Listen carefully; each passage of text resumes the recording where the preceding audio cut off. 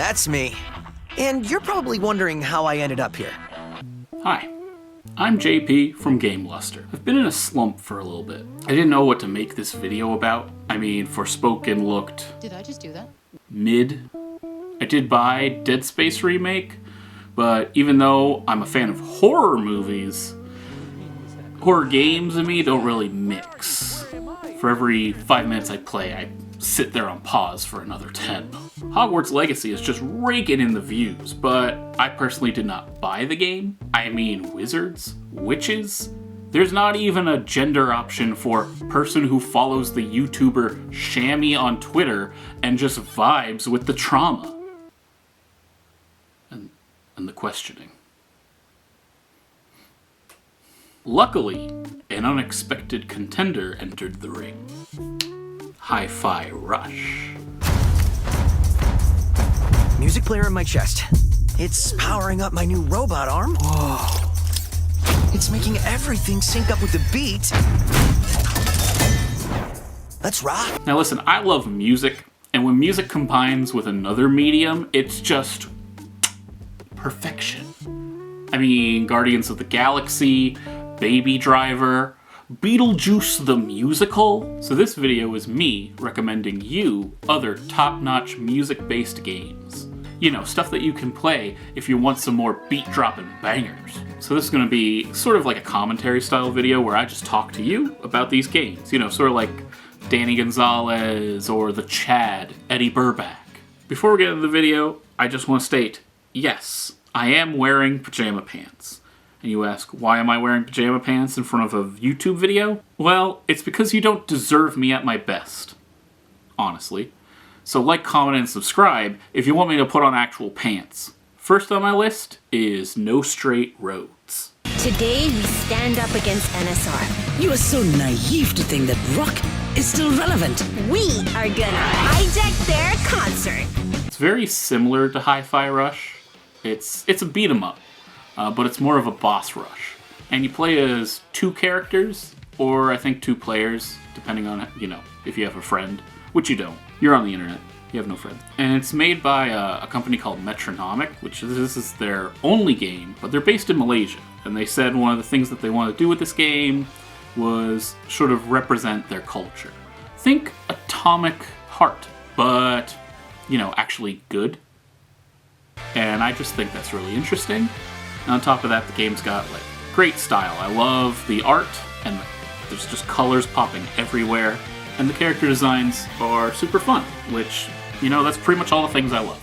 Number 2 is Sayonara Wild Hearts.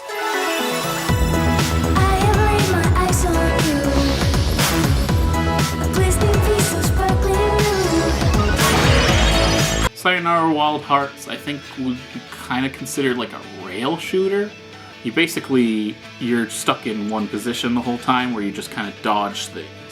But the whole thing's timed to a song, so it doesn't let you like stop or anything. But it's really cool. I like all the music. It's very EDM, and I'm an EDM kind of guy. I love Maddie Ann and Porter Robinson. And I also like how just like the story of the game is like someone kind of like getting through a breakup essentially. And it's narrated by Queen Latifah, which is just interesting. Again, the art style is very simplified, and I like anything that's not trying really hard for realism. I mean, I still love realism, I just favor more like stylistic choices. The next game I want to talk about is this one called Soundfall, which I did not play, but I did back it on Fig when it was on there.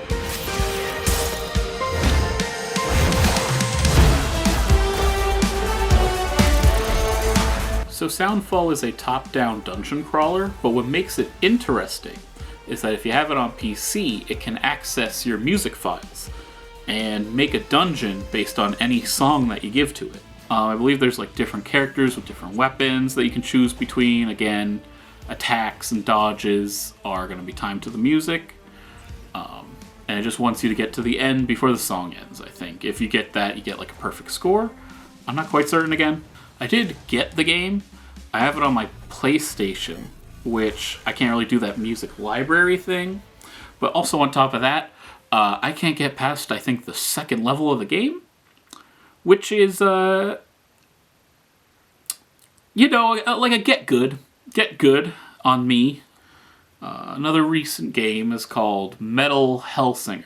I tell you, it takes a lot of rage to stare across 8 realms of hell, an ocean of demons, into the eyes of the Red Judge and still think, I'm coming for you.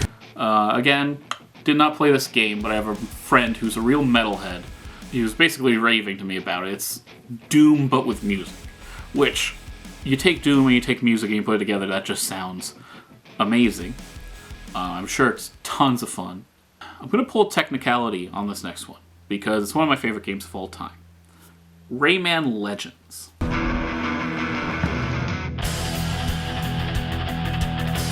What? Now that's legendary. It's a very simple platformer. You got your punch, your jump, your hover. That's really about it. But, you know, with games that are very easy to get a hold of, it can be very difficult to master. And that's what I love about Rayman. Also, at the end of every world, there is a music-based level, where essentially you're running, jumping, and punching to the beat of the song. That's the technicality. That's the technicality. Perfect game, plus music at the end. A little bit of music at the end. A little bit of slam. A little bit of come on and slam, and welcome to the jam. Come on and slam, and welcome to the jam. Hey ho, what you gonna do? Hey ho, what you gonna do? All right.